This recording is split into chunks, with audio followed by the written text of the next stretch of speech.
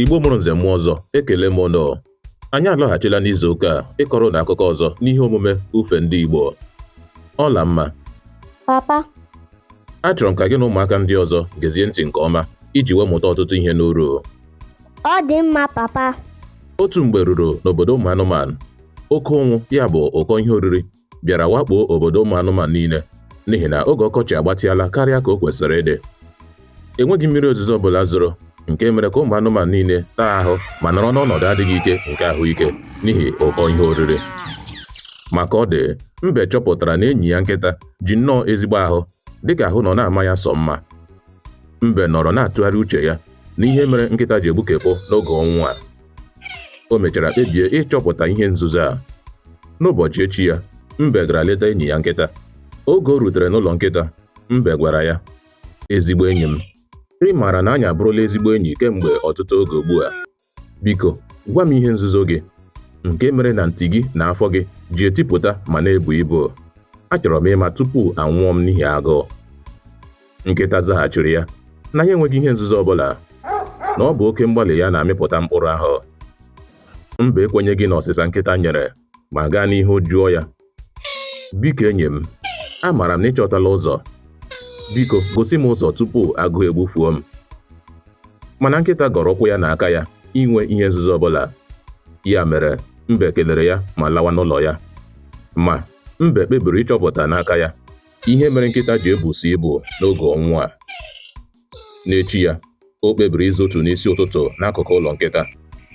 Oge nkịta gbụpụtara ma buru nkata, Mbe soro ya n'azụ, zochie onwe ya nke ọma iji hụ na nkịta amataghị na ya na-eso ya n'azụ.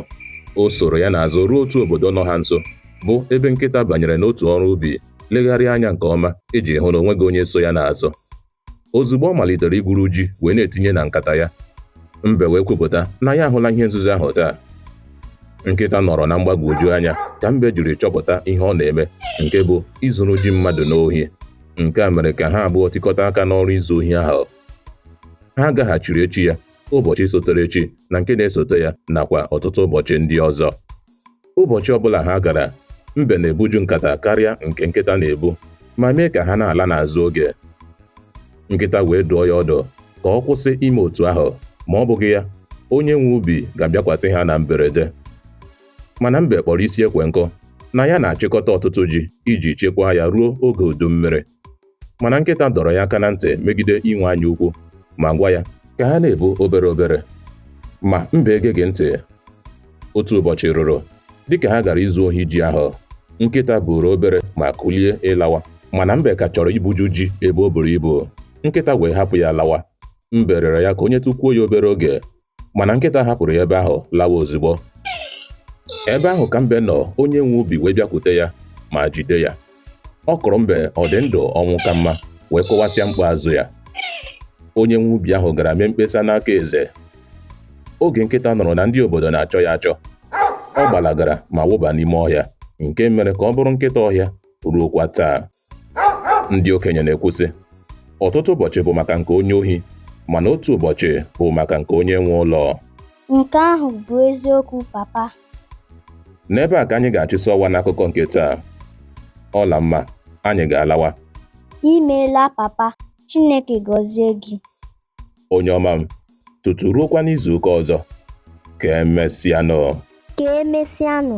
Ngwa kụba n'ọba soshal midia chanel anyị ugbu a. Gosi anyị na ị hụrụ ihe anyị na-eme n'anya, depụtara anyị uche obi gị, ma nyere anyị aka kesara ya ọha na eze.